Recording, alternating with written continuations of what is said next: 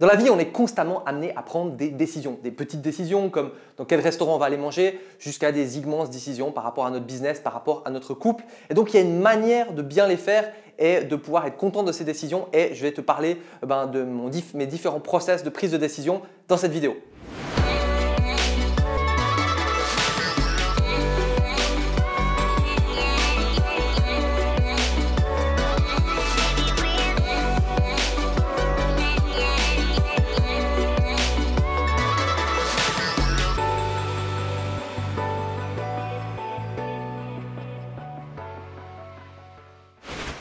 Bonjour, je m'appelle Vincent Lévy, serial entrepreneur et consultant marketing spécialisé dans la pub YouTube. La pub YouTube qui est pour moi l'avenir de la publicité télévision et qui va vous permettre de diffuser votre produit et d'impacter les bons clients.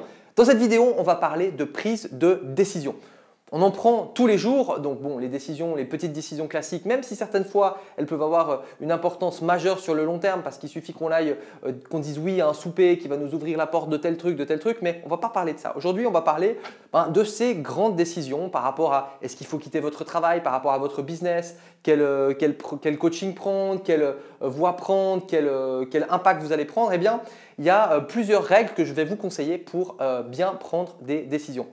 La première, c'est qu'il faut savoir que, vous l'avez déjà remarqué sûrement quand vous êtes en dispute dans votre couple, dans une relation et que les émotions montent, généralement on dit des choses, on pense des choses, on va agir d'une certaine manière qui est justement sous le feu de la colère à cause d'une émotion. Donc par exemple, si vous êtes dans une journée hyper positive, que vous venez de sortir, je ne sais pas, d'un stage de Tony Robbins, que vous êtes vraiment plus que gonfler l'énergie, donc plus que d'habitude, eh bien là, vous risquez de prendre certaines décisions qui, j'ai pas envie de dire ne sont pas vous, mais qui sont la partie de vous extrêmement motivée, qui est peut-être pas la plus rationnelle. Donc typiquement, on sait un peu certaines décisions débiles qu'on fait quand on tombe amoureux et à l'inverse, justement, quand on va être sous le feu de la colère, de la frustration, on va peut-être vouloir se venger, faire certaines choses, prendre des décisions trop rapidement qu'on va regretter par la suite. Pourquoi ? Parce que l'émotion va nous faire prendre des décisions qui ne sont pas les plus rationnelles. Alors, on dit souvent il faut écouter le feeling, l'instinct et tout ça, mais moi ce que je vous conseille de faire, c'est juste d'être sur l'équilibre, sur la balance et quand vous avez vraiment une grosse décision à prendre, de vous dire ok, niveau émotionnel, je suis comment ? Parce que si c'est une journée difficile, une journée où vous avez des mauvaises nouvelles et tout ça, puis que vous devez prendre des décisions, il est possible que ce ne soit pas le meilleur moment d'en prendre. Donc ça, c'est la première chose, c'est d'être équilibré d'un point de vue émotionnel. La deuxième chose, c'est qui va jouer un peu sur nos émotions, c'est je vous conseille d'avoir bien mangé. C'est-à-dire quand on va parler juste après du sommeil, mais quand on a quand on a faim en fait, c'est bête, mais il y a des études qui ont montré que l'être humain allait se comporter un petit peu différemment. Donc en fait, il va falloir être vous l'avez compris, dans l'environnement le plus neutre possible en termes d'émotion, mais aussi en termes d'énergie et sur sa globalité. Donc, première chose, je vous conseille de prendre une décision dans un endroit qui n'est pas un endroit neutre, donc pas forcément dans votre bureau, pas forcément dans votre maison, de sortir. Ça peut être en marchant. Moi, j'aime bien, quand j'ai besoin d'idées ou j'ai besoin de brainstormer, j'aime bien marcher. Le seul truc qui me manque, c'est de pouvoir écrire en même temps. Donc, des fois, j'ai un petit dictaphone et puis je note certaines idées. Mais ça peut être aussi donc, de marcher un petit peu et puis après de se poser dans un endroit. Donc, typiquement, moi, ce que je faisais à un moment, c'est que tous les mercredis matin à 10h, je marchais pendant environ 20 minutes. Donc, vraiment, l'importance de marcher, pas d'aller en voiture, pour aller dans un endroit qui était un café avec un carnet de notes et puis donc je notais certaines notes, je faisais un petit bilan de ma semaine, etc., etc. Donc vous pourriez aussi utiliser ça, c'est-à-dire ok, j'ai une grosse décision à prendre, je vais marcher un petit peu avec les idées qui vont se mixer, après je vais me poser dans un endroit neutre, je vais avoir bien mangé, pas trop non plus, bien bu pour vraiment, et puis analyser mes émotions pour savoir ok, est-ce que ce sont les plus neutres possibles. Donc ça, c'est vraiment extrêmement important et une des choses aussi importantes qui peut influencer nos décisions, c'est le sommeil, c'est-à-dire être bien reposé. Donc vous l'avez compris, c'est d'être dans un état où on est niveau bouffe, on est ok, niveau sommeil, on est ok, niveau des autres émotions autour de nous, on est plus ou moins neutre pour pouvoir prendre la meilleure décision possible. Maintenant, quand vous prenez une décision, si vous avez pris le temps de la faire, alors vous pouvez mettre des avantages, des inconvénients, penser souvent, quand on prend une décision, si on est très excité positivement, on va plutôt penser aux avantages et on va oublier les inconvénients. Donc ça peut être intéressant à ce moment-là aussi de noter les inconvénients. Et à l'inverse, quand c'est décision difficile, on pense qu'il y a beaucoup plus d'inconvénients, on a tendance à oublier les avantages et peu importe la situation, il y a toujours des avantages cachés. Donc ça peut être aussi intéressant de mesurer le pour et le contre. Et quelque chose que je veux dire par là, c'est que souvent, et ça c'est vraiment extrêmement important à comprendre, quand vous prenez une décision, si admettons que sur le moment, vous dites, ben voilà, je vais aller au casino et je vais mettre tout mon argent sur rouge. C'est une bonne décision. Puis les gens disent autour de nous, non, c'est pas une bonne décision et tout ça. Mais oui, tu verras. Et là, vous allez au casino, vous mettez tout et ça marche. Qu'est-ce que vous allez vous dire? Waouh, j'ai bien fait, j'ai pris une bonne décision.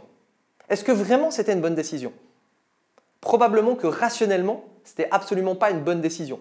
Donc, ce qui va se passer, c'est que vous allez enregistrer un apprentissage comme quoi vous avez pris une bonne décision. Mais non, peut-être que vous n'avez pas pris une bonne décision et pour autant, le résultat était positif. Et donc, à l'inverse, vous allez par exemple, à un moment venu, dire « Ok, là, il faut que je prenne telle décision parce qu'elle me semble bien, par exemple, sur une action, sur quelque chose à investir sur votre société. » Et puis, les gens vont dire « Ah, c'est peut-être pas une bonne idée. » Il y en a d'autres qui vont dire « C'est une bonne idée. » Peu importe, à ce moment-là, vous allez vous dire que c'était une bonne décision parce que rationnellement, par rapport à toutes les informations que vous avez à ce moment-là, c'était une bonne décision.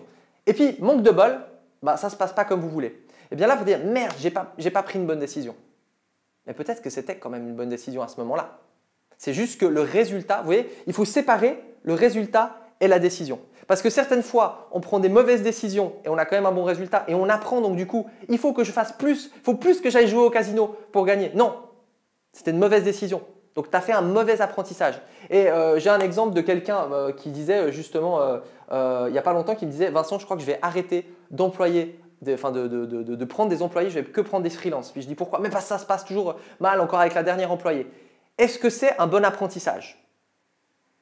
Alors, peut-être oui, peut-être non, ça va dépendre de chacun, mais je ne pense pas. Dans le sens où vu que je pense qu'elle avait une bonne décision de prendre l'employé, je pense que c'est mal passé, donc du coup l'apprentissage c'est « Je me suis trompé dans ma décision, je n'aurais pas dû faire ça. » Mais peut-être que c'est juste le résultat. Et vous voyez ce que je veux dire? Et donc, des fois, on va tirer des conclusions de choses qui sont erronées et puis on a tendance à les répéter. Des fois, il y a le facteur change au début d'un business et puis les gens se disent « Voilà, mais je suis le boss du monde, j'arrive à tout faire, je suis au top au business » parce qu'ils ont pris des apprentissages comme quoi tout s'était bien passé alors qu'ils ont pris des mauvaises décisions mais ils ont juste eu de la chance. Et inversement, des fois, ils prennent des bonnes décisions et ils ont de la malchance. Donc, quand vous prenez une décision, vous devez vous dire « Quoi qu'il arrive, c'était… » la bonne décision à ce moment-là. Si vous estimez qu'aller jouer au casino au moment où vous avez pris la décision, c'était la bonne décision, ok, pourquoi pas. Mais ce que je veux vous dire par là, c'est que ne vous punissez pas dans le futur si, au moment venu, avec les éléments aussi que vous aviez, si par exemple, on vous dit d'investir sur un truc et puis que 3 semaines après, il y a la guerre en Russie que vous ne pouviez pas prévoir, vous dites « Merde, c'était une mauvaise décision ». Non, c'est juste qu'il y a des éléments extérieurs qui ont fait que finalement, ce n'était pas celle qu'il fallait prendre avec le recul, enfin pas avec le recul, en regardant le futur. Mais on n'a pas une boule de cristal, vous voyez ce que je veux dire?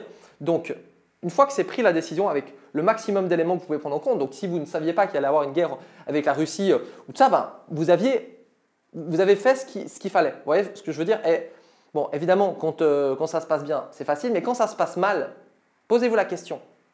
Est-ce que j'ai été trop vite dans ma décision? Est-ce qu'au moment venu, avec tous les éléments que j'avais, c'était la bonne décision? Parce que si c'est le cas, ça ne sert à rien de vous auto-flageller. Vous devriez même vous dire merci. Et ça veut dire que dans le futur, théoriquement, vous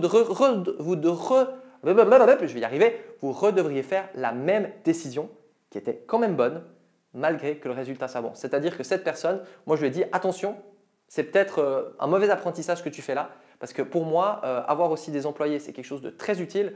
Donc voilà, pose-toi cette question-là.